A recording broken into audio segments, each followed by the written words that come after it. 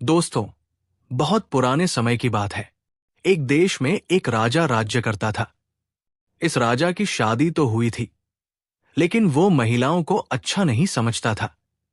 अपनी रानी के साथ उसका व्यवहार बहुत ही अनुचित था। लेकिन बेचारी रानी अपने पति की कठोरता को सहकर भी सब्र करती थी। उसे भगवान पर बहुत भरोसा था कि एक न एक दिन राजा का स्वभाव जरूर बदलेगा। जब रानी गर्भवती थी, तो राजा ने कहा था कि अगर लड़की हुई तो वो उसे जंगल में फेंकवा देगा, ताकि जंगली जानवर उसे अपना भोजन बना ले।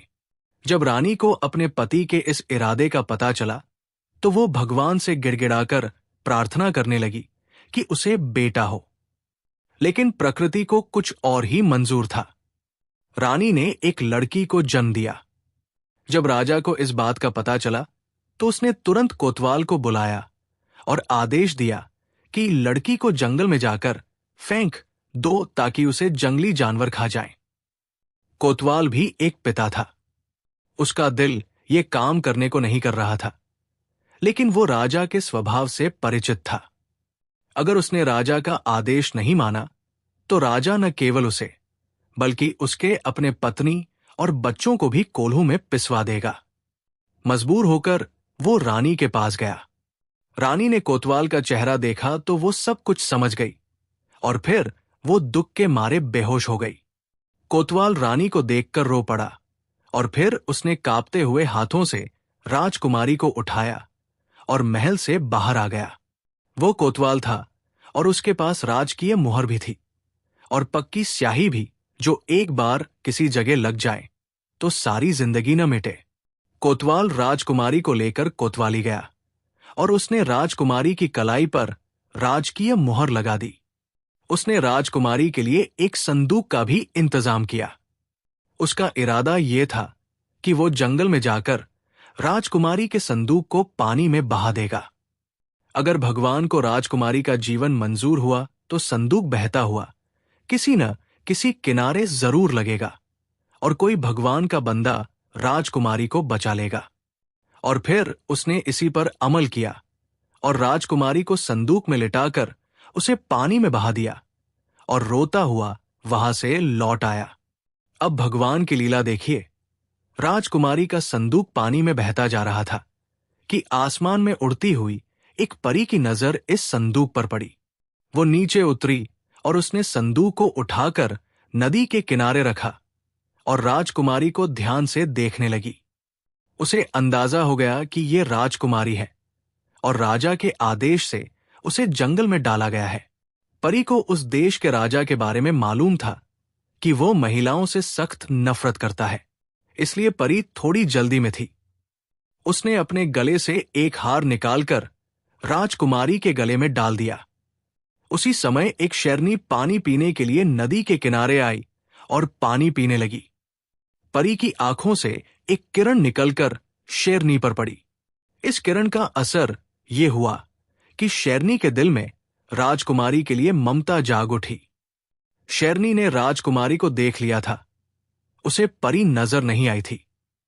शेरनी ने आगे बढ़कर, जिस तरह वो अपने बच्चों को एक जगह से उठाकर दूसरी जगह ले जाया करती थी, उसी तरह राजकुमारी को उठाया और अपनी गुफा में ले गई। नरम जगह पर उसे लिटा दिया। राजकुमारी रोने लगी तो उसने उसे अपना दूध पिलाया। राजकुमारी चुप हो गई। इस तरह राजकुमारी शेरनी के बच्चों के साथ पलने लगी। कुछ दिन बीतने के बाद राजा के मन में अपनी बेटी का ख्याल आया, लेकिन उसकी अकड़ आड़े आई और उसने ख्याल को झटक दिया। और उसे उम्मीद थी कि उसके घर बेटा पैदा होगा और बड़ा होकर उसके राजपाट का वारिस बनेगा। लेकिन भगवान उससे नाराज हो गया, और कई वर्ष बीत जाने के बावजूद उसके घर में कोई संतान पैदा नहीं हुई। अब तो वो ये सोचने लगा कि अगर बेटा नहीं होता तो भगवान इस घर में लड़की ही पैदा कर दे।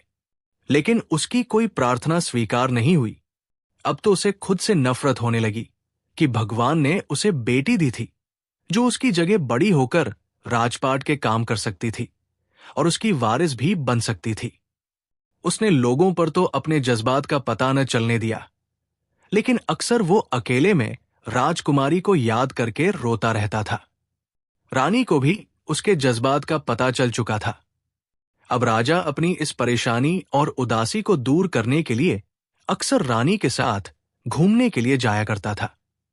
उधर राजकुमारी शेरनी की गुफा में पलने लगी।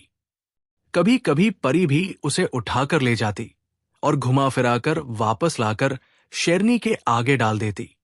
शेरनी राजकुमारी को उठाकर दोबारा गुफा में लिटा देती। परी राजकुमारी के लिए बहुत अच्छे अच्छे कपड़े लाकर उसे पहनाती। इस तरह राजकुमारी बड़ी होने के साथ साथ परी से भी बहुत ज्यादा घुल मिल गई थी। परी ने उसे बोलना भी सिखा दिया, चलना दौड़ना भी सिखाया। राजकुमारी अपने साथ बड़े होने वाले शेरनी के बच्चों से भी बहुत खुश थी। वे अक्सर उनके साथ हिरन के शिकार पर भी जाया करती थी। बच्चे तो हिरन का शिकार करके उसका मांस कच्चा खा जाते थे, लेकिन परी ने राजकुमारी को पत्थरों को रगड़कर आग जलाना और उस पर मांस भूनना भी सिखा दिया था। इस तरह वो भुना हुआ मांस खाती थी। कभी कभी वो भुना हुआ मांस शेरनी के बच्चों के आगे डालती, लेकिन वे इस मांस को मुंह नहीं लगाते थे। उन्हें कच्चा मांस पसंद था। एक दिन परी राजकुमारी को परियों की दुनिया में ले गई। वहां उसने राजकुमारी को खूब घुमाया फिराया और उसे अपने महल में ले गई। जादुई शीशे में उसने उस नौजवान को देखना चाहा जिससे राजकुमारी की शादी होनी थी। वो ये देखना चाहती थी कि वो नौजवान राजकुमारी की तरह खूबसूरत भी है या नहीं। और फिर जो दृश्य शीशे में उसके सामने दिखाई दिया, उस दृश्य से परी बहुत परेशान हुई। उसके सामने एक मृत व्यक्ति पड़ा था, जो था तो बहुत सुंदर, लेकिन उसके पूरे शरीर में सुइयां चुभी हुई थी और वो मृत लग रहा था। इस दृश्य ने परी को इतना परेशान कर दिया कि वो राजकुमारी का हाथ पकड़े उसे खींचती हुई एक दिशा में लेकर जाने लगी और फिर वो उसे एक गुफा में ले गई जहां एक बूढ़ी औरत पूजा में लीन थी। उनके कदमों की आवाज सुनकर उसने उन लोगों की तरफ देखा और बोली, राजकुमारी नीलम, कैसे आना हुआ? बड़ी मां, ये वही बदनसीब लड़की है जिसे इसके पिता ने जंगल में फेंकवा दिया था, लेकिन दयालु कोतवाल ने उसे एक संदूक में डालकर पानी में बहा दिया था। मैंने ही इसे पानी से निकाला था। मैं ये चाहती थी कि जब ये राजकुमारी बड़ी होगी तो मैं किसी बहुत खूबसूरत नौजवान से इसकी शादी करा दूंगी। आज मैंने जादुई शीशे में इस व्यक्ति को देखना चाहा कि वो कैसा दिखता है, तो मुझे जो दृश्य नजर आया उसने मुझे बहुत परेशान कर दिया है। मैं जानती हूं बेटी, जिसे तुमने देखा था वो भी एक राजकुमार है। जिसे तुम मरा हुआ समझ रही हो, वो मरा हुआ नहीं है। उसकी सौतेली मां ने उस पर जादू करके उसके शरीर में हजारों जादुई सुइयां चुभा दी है, जिससे वो बेहोश हो चुका है। लेकिन उस पर ऐसी बेहोशी छाई हुई है कि वह मृतकों से भी बदतर है। अगर ये राजकुमारी इस गुफा में जाकर रहे और हर दिन भगवान की पूजा करने के बाद एक सुई उसके शरीर से निकाल दे, लेकिन ध्यान रहे कि एक से ज्यादा सुइयां निकालने की कोशिश न करे, वरना वो हमेशा के लिए खत्म हो जाएगा। जब आखिरी सुई राजकुमार के शरीर से निकल जाएगी तो उस पर से जादू का असर खत्म हो जाएगा और वो उठ जाएगा। बूढ़ी कहती चली गई। फिर अब मुझे क्या करना चाहिए? परी ने बूढ़ी से पूछा। तुम राजकुमारी को उस गुफा में छोड़ आओ और ये 2 बर्तन इसे दे देना। एक में हर समय पानी भरा रहेगा और एक में ताजा और गर्म भोजन। ये चीजें इन बर्तनों में से कभी खत्म नहीं होंगी। ये कहते हुए बूढ़ी औरत ने 2 बर्तन नीलम परी को दे दिए। अब नीलम परी वापस गई और राजकुमारी को उस गुफा में छोड़ दिया जहां वो राजकुमार पड़ा हुआ था, और राजकुमारी को दोनों बर्तन देते हुए बोली, बेटी, तुम्हारा भाग्य इस नौजवान से जुड़ा है। मैं नहीं जानती अभी तुम्हारे भाग्य में और क्या लिखा है। तुम्हें सब्र के साथ हर मुसीबत को सहना है। तुम्हारे असली माता पिता इस दुनिया में जिंदा है, लेकिन वे ये समझते हैं कि तुम मर चुकी हो। भगवान करे तुम उन्हें मिल जाओ और तुम्हारी शादी इस नौजवान से हो जाए। अब मैं जा रही हूं। अब मैं उसी समय तुम्हारे पास आऊंगी जब तुम्हारी शादी होगी। तुम अब से अपने काम में लग जाओ और रात को पूजा किया करो, और सुबह होते ही एक सुई इस नौजवान के शरीर से निकाल देना। शायद इस काम में तुम्हें साल या उससे भी कुछ कम लगे, लेकिन तुमने इस काम को जारी रखना है। तुम्हें हर हाल में इस नौजवान की सभी सुइयां निकालनी होंगी। ये कहकर परी ने विदा ली और परी वहां से चली गई। अभी शाम होने में कुछ समय था। राजकुमारी ने सोचा, खाना खा लूं, और फिर उसने मिट्टी के इस बर्तन में से खूब पेट भरकर खाना खाया और दूसरे दिन बर्तन से पानी पिया जो शहद की तरह मीठा था। वो हैरान थी, वाकई इन बर्तनों में से न खाना ही कम हुआ और न ही पानी। फिर उसने वो बर्तन गुफा के कोने में रख दिए। अब पहली बार उसने राजकुमार को ध्यान से देखा। वो उसे बहुत अच्छा लगा और उसे उस पर दया भी आई। इसके बाद वो गुफा से बाहर कुछ देर घूमने के लिए निकल आई और फिर शाम का अंधेरा फैलने से पहले ही वो गुफा में आ गई। वो बहुत हैरान हुई। राजकुमार के सिरहाने एक दीपक जल रहा था और फिर वो अपनी पूजा में लीन हो गई। उसने सारी रात पूजा की और जब गुफा के बाहर उजाला फैला तो उसने राजकुमार के शरीर से एक सुई खींचकर बाहर फेंक दी और फिर वो गुफा से बाहर निकल आई। एक ही जगह बैठकर उसकी टांगें दर्द करने लगी थी। उसने खूब सैर की और फिर वापस गुफा में आकर उसने नाश्ता किया और फिर लेट गई। रात भर जागी हुई थी। लेटते ही उसे नींद आ गई। अब ये उसका रोज का नियम बन चुका था। उधर शेरनी उसकी जुदाई में उदास रहने लगी थी। आखिर एक दिन वह राजकुमारी को तलाश करते हुए इस गुफा तक आ गई। उस समय राजकुमारी सैर करके लौटी ही थी। शेरनी उसकी मां की तरह थी। वे दोनों मिलकर बहुत खुश हुई। अब शेरनी इस गुफा के बाहर ही रहने लगी और फिर दिन बीतते गए और राजकुमार के शरीर में आखिरी सुई रह गई। राजकुमारी बहुत खुश थी कि आखिरी सुई के निकलते ही वो उठ खड़ा होगा। उधर उसी दिन राजा अपनी रानी और अंगरक्षकों के साथ शिकार पर निकला और घूमते हुए इसी तरफ आ पहुंचा। उस समय शेरनी और राजकुमारी घूमने निकले थे। शेरनी आगे आगे थी और राजकुमारी से काफी दूरी पर थी। उधर राजा के सिपाहियों की नजर शेरनी पर पड़ी तो उन्होंने कमान में तीर जोड़े और शेरनी को निशाना बनाया। एक साथ ही बहुत से तीर शेरनी के शरीर को छलनी कर गए और वो वही ढेर हो गई। पीछे आती हुई राजकुमारी ने जो शेरनी को मरते देखा तो वो उसकी तरफ दौड़ी। सिपाहियों ने सुनसान जगह में एक खूबसूरत लड़की को देखा तो बहुत हैरान हुए। राजकुमारी शेरनी पर गिरकर रोने लगी। सिपाही उनके चारों ओर जमा हो गए। राजकुमारी समझ गई कि इन लोगों ने ही शेरनी को मारा है। वो गुस्से की मारी उठी और जंगली बिल्ली की तरह सिपाहियों पर हमलावर हो गई। इतने में राजा और रानी भी वहां पहुंच गए। वे एक लड़की को इस तरह लड़ते हुए देखकर बहुत परेशान हुए और फिर राजा के आदेश से राजकुमारी को पकड़कर राजा के महल में पहुंचाया गया। राजकुमारी इस स्थिति से बहुत परेशान हुई क्योंकि राजकुमार के शरीर पर सिर्फ एक सुई बाकी रह गई थी और उसे अपना दूध पिलाकर बड़ा करने वाली शेरनी भी मारी गई थी। वो बहुत रोई और चिल्लाई और भागने की कोशिश की, लेकिन सिपाहियों ने उसे एक कमरे में बंद कर दिया और फिर वो रात उसने उसी जगह पूजा करते हुए बिता दी। उधर जिस समय राजकुमारी पर रानी और राजा की नजर पड़ी, उनमें बेचैनी सी पैदा हो गई। वे दोनों रात भर सो नहीं सके और दिन निकलने से पहले ही वे दोनों राजकुमारी से मिलने चले आए। उनके लिए दरवाजा खोल दिया गया। एक बात ने राजा को बहुत हैरान कर दिया था क्योंकि राजकुमारी का चेहरा हूबहू उसकी रानी से मिलता था। रानी जब जवान थी तो हूबहू ऐसी ही थी। रानी ने भी इस बात को भांप लिया था और फिर उसके मन में ममता जाग उठी और वह राजकुमारी की तरफ बढ़ी ताकि उसे गले लगाकर प्यार करे। ये देखते हुए राजकुमारी ने उसके सामने हाथ जोड़ दिए और बोली, भगवान के लिए मुझे उस गुफा तक पहुंचा दो। उसने हाथ जोड़ते हुए जब ऊपर उठाए तो उसकी कलाई दिखाई दी और जिस पर राजकीय मुहर लगी हुई साफ नजर आ रही थी। उसने राजा का ध्यान इस तरफ दिलाया तो वो बहुत हैरान हुआ और सोचने लगा, कहीं यही तो हमारी बेटी नहीं। और फिर उसने धड़कते हुए दिल से तुरंत ही कोतवाल को बुलाया। कोतवाल ने इस बात को स्वीकार किया कि राजकुमारी की कलाई पर यह मुहर उसी ने लगाई थी।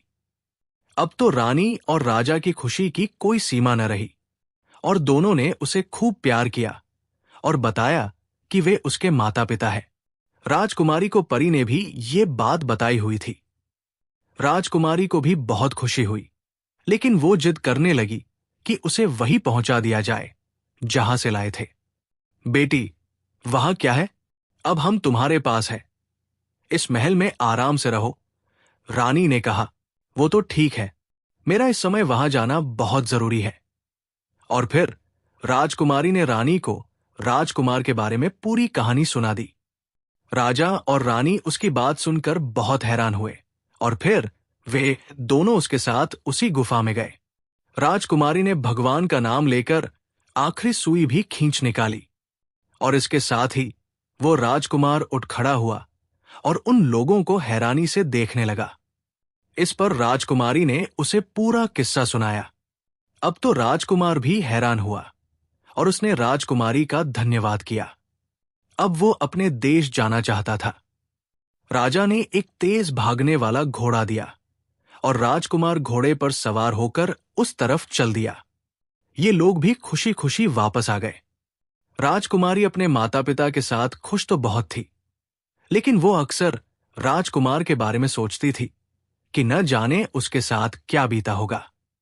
और दूसरी तरफ राजकुमार जब अपने देश पहुंचा तो उसे पता चला कि उसकी सौतेली मां मर चुकी है और राजा का अपने बेटे की जुदाई में बुरा हाल था और रो रो कर राजा की आंखों की रोशनी चली गई थी।